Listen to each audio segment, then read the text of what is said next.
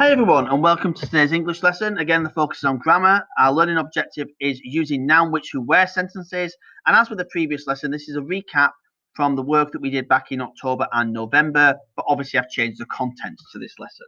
Again, it's because these sentence types will be very important in the later English lessons during this 2-week block. So the purpose of a noun, which, who, where sentence. They're not a year 4 sentence type. They usually come up in year 5, but year 4 still need to be able to include basic subordination. So these are a really easy way of getting that into your work. Now the sentences allow us to add additional details and extra information to our sentences. These extra details are embedded or subordinate clauses. So the structure. The sentence always begins with a noun. It's then followed by a comma. Next is the embedded clause. The bit that can be taken out and the main sentence will still make sense without it. It's like the additional information. It's followed then by a second comma, and then finally the original part of the main clause, which adds the detail to the opening noun. So it goes noun, comma, embedded clause, comma, final part of the main clause. Let's show you some examples, make that a little bit clearer. So this is the example poster from the Alan Peat sentences. So it's noun, which, who, where. They are sentences that begin with a noun, then a comma, followed by which, who, or where.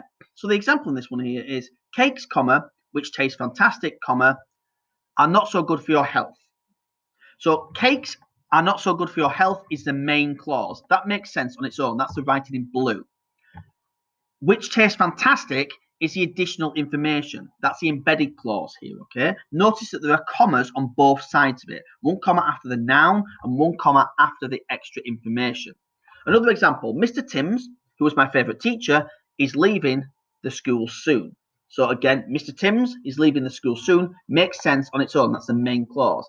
The embedded clause is who is my favourite teacher. It's additional information. So which, who, or where. So choosing the right one. The rat, comma, which was huge, comma, scurried down the street. Now in this case here, if it's an object, a thing, such as a rat or a table or a house, then we would tend to use which. The Pied Piper, comma, who brimmed with confidence, comma, masterfully played his flute. Well, if it's a person, we use who. In the German town of Hamelin, comma, where rats scurried all over, comma, the residents cried out for help. If it's a place, it's where. Okay? So if it's an object, a thing, it's which. If it's a person, it's who. If it's a place, it's where. So example 1.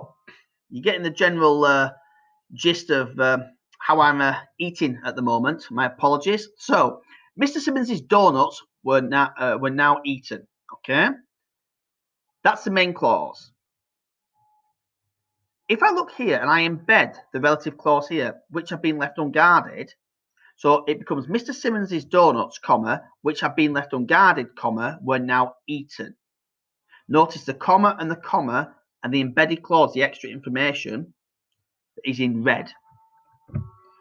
The tree was beginning to lose its leaves. So the main clause here is that the tree was beginning to lose its leaves. It makes sense on its own. The embedded or relative clause that's going in here is which was tall and old. It provides additional details about the tree. So we've got the noun, the comma, and then the which because it's an object, and the additional detail tall and old. So the tree, comma, which was tall and old, comma, was beginning to lose its leaves. My apologies, there's only one full stop there. So example number 2, what should be 3? Not having the best of days, am I? Anyway, the main clause. Mr. Simmons cried over his missing donuts. True story, people. So the embedded clause here is who was devastated. That's also very true. So it goes, Mr. Simmons, comma, who was devastated, comma, cried over his missing donuts. Again, notice the comma after the noun, that's Mr. Simmons, and notice the comma after the embedded or relative clause. The next example, can you identify the main clause and the embedded clause, that's the additional information within this sentence? So, the children who had sugar all over their mouths denied all knowledge of the missing donuts. So the children who had sugar all over their mouths denied all knowledge of the missing donuts. What is the embedded or additional clause within this sentence? Well, there it is. It's who had sugar all over their mouths. It's providing that additional information. Note the comma before who and after the noun, and note the comma at the end of the embedded clause. So activity number 1. The Pied Piper entered the room. I've used the same sentence that we used yesterday that we put fronted adverbials onto. I want you to try and make this into a noun which you where sentence by adding an embedded clause, okay? So it's going to be the Pied Piper, comma, something, comma, entered the room. Pause now and have a go. So here are a couple of examples. You might not have this. These are just my examples of this. So the Pied Piper, comma, who had come to save Hamlin, comma, entered the room.